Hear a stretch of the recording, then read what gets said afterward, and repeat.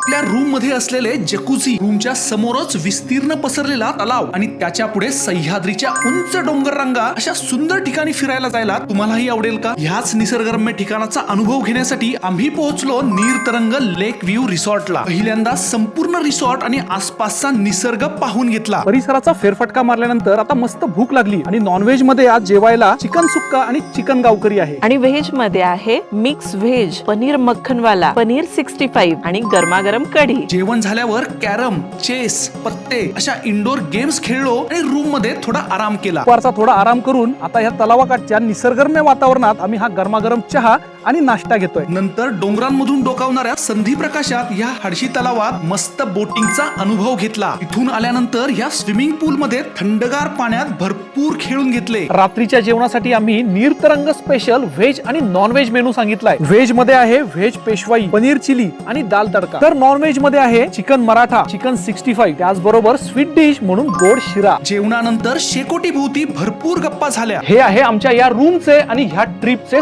सर्वात मोठे आकर्षण. रूम मध्येच असलेल्या या जकुझी मधून समोरच सह्याद्रीच्या डोंगर रांगा आणि हडशीचा विस्तीर्ण जलाशय पाहता येतो. सकाळचा नाश्ता आम्ही या थंडगार निळ्याशार पूल मध्ये बसून घेतोय आणि नाश्त्यासाठी आम्ही कॉन्टिनेंटल मेनू सांगितलाय. तुम्हालाही जर मित्रमंडळींबरोबर, कुटुंबाबरोबर आणि आपल्या स्पेशल वन बरोबर एखाद्या निसर्गरम्य ठिकाणी राहायचे असेल तर या तलावाकाठी असलेल्या नीरतरंग ह्या रिसॉर्टला जरूर भेट द्या.